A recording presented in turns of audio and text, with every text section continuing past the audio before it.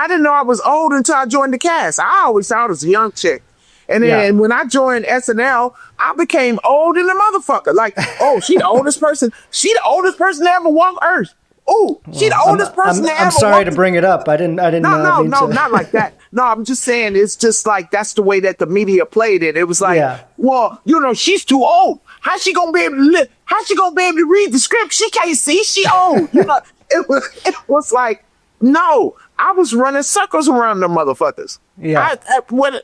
I've never thought of myself as old. And I think, but there's a positive to it, right? Too, because like, I think you had the confidence, and you had, I think even in thinking about your relationship with Lorne Michaels is maybe different than some of the really young people who come in there, and he's like this, you know, guy who is a god to them, and they, my relationship with Lauren and Higgins was completely different from everybody else because I was like, you're not going to talk to me like you talk to them fucking kids. Like, I'm a grown ass woman. I'll whoop your ass. I think I told Higgins one time. I said, who the fuck you talking to, Higgins? I know you're not talking to me. You ready to fight, motherfucker? Because I'll kill you. Don't you talk to me like that. I'm a grown ass woman.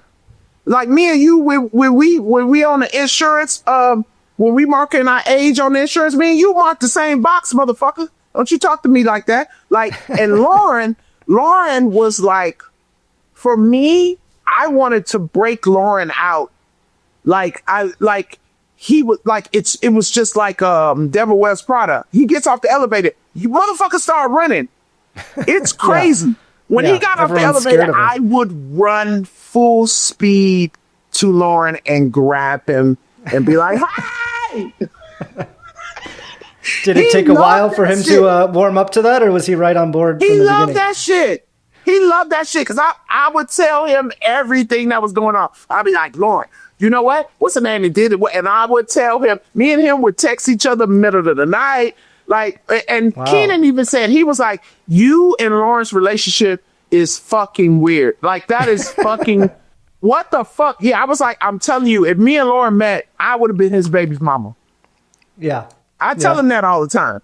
So, like, it was just like, me, I brought like, we play baseball on Saturday. I brought that energy into the game. Like, we're playing fucking baseball every Saturday. This is crazy. And it was like electrifying, I think. I woke up people there, you know? So when they were saying the oldest, I was like, well, the most experienced, the most spicy, bitch, the most, the most veteran, the most seasoned.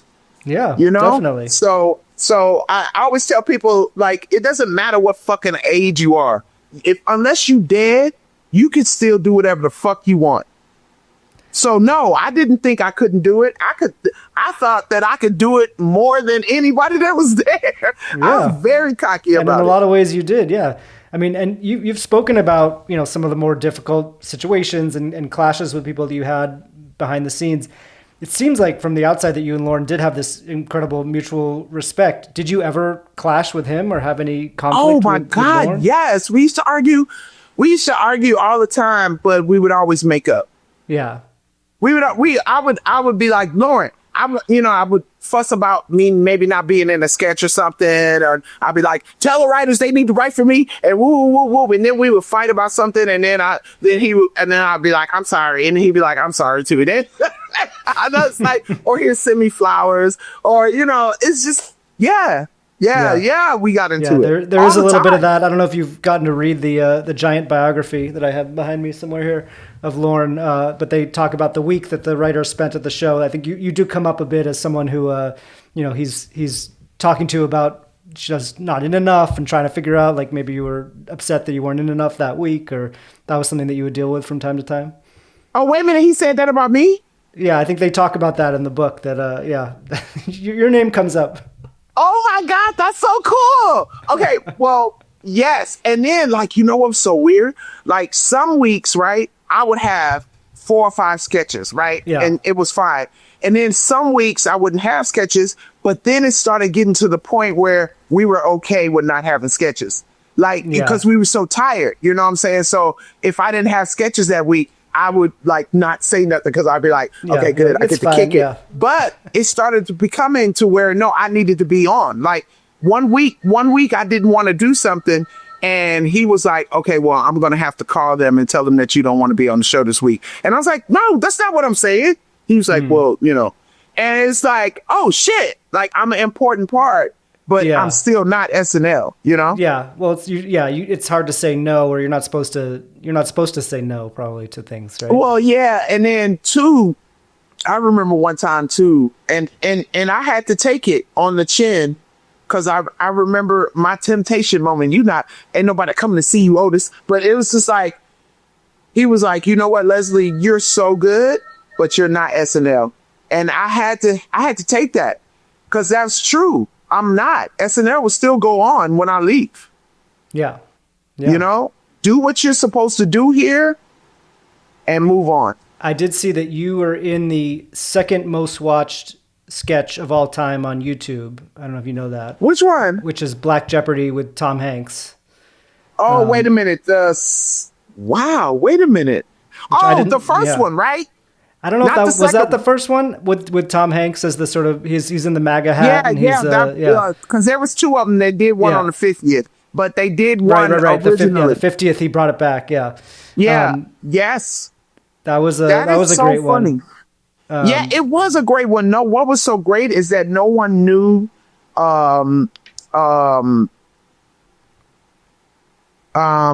a minute. I'm sorry that they keep hitting me. It's okay. Ringing, and I'm on phone. Send food up. Okay. Yeah. What was so crazy is that no one knew that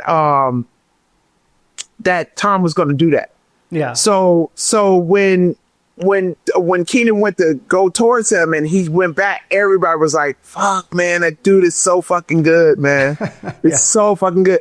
But like on the second one, I told him don't do that same move because I knew that MAGA was going to trip out. The handshake, the pullback on the handshake. I told him he should have dapped him up. Yeah, that became a became a big thing. That was like the biggest thing out of the 50th was people were not happy about. They were so mad, and I remember in rehearsal. I said to Tom, you should probably do something different, like maybe dap him up or give him the handshake or something, or throw the hat, something.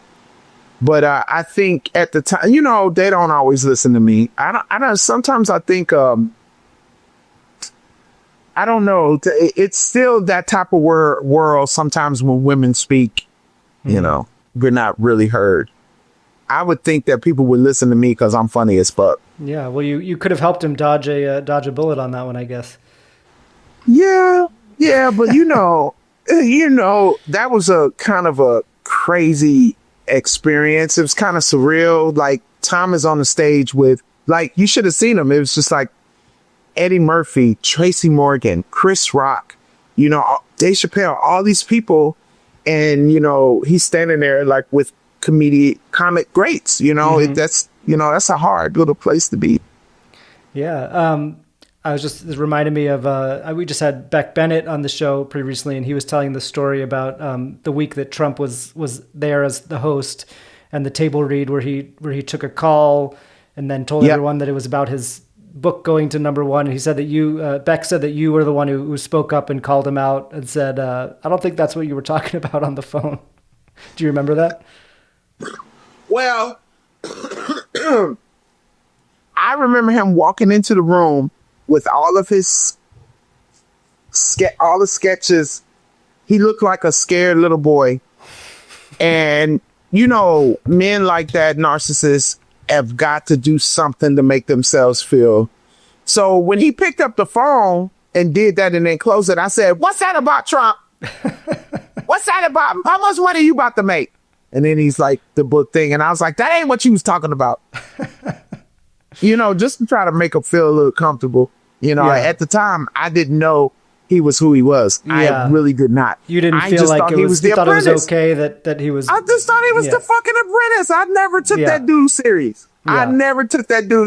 And everybody was so uptight and scared. And I mean, Yeah, I just remember sitting at the host meal because I had to go to the host meal, and Keenan for some reason wasn't there because I usually don't go to the host meal unless Keenan goes. Oh yeah.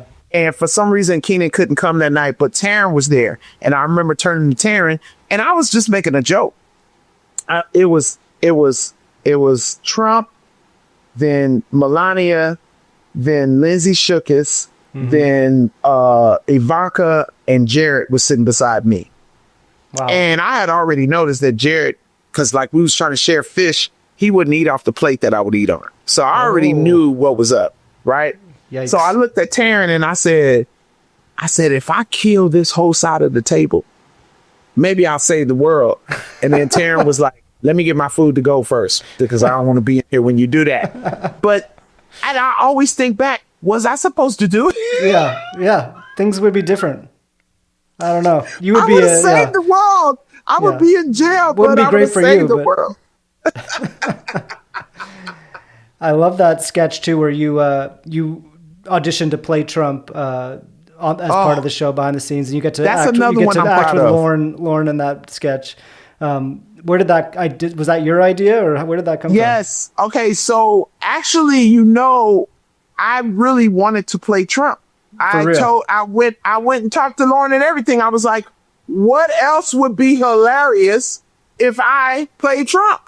Like, it would piss him off and I would play it so good. Like, and Lorne was like, no. So I was like, this is fucked up. This is fucked up, Lorne. You don't never let me play stuff that I like to do.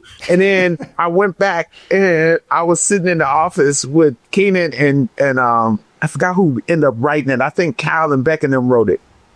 I'm not really sure, but everybody started coming and going, yo, we're going to write a sketch with you wanting to be Trump. And I was like, fuck yeah. Then Lorne can see I could be Trump. And they're like, that's not going to happen. But I was like, I'm telling you, I'm going to do Trump so good, he's going to make me Trump. So we did, when we got to do the office thing, Lorne kept saying, you're not going to be Trump, but I'm going to let you beat me up. Let you beat me up. So it was so fun. That was really fun. It was tedious because the director, I didn't really like him, but it turned out to be a really good pre-tape.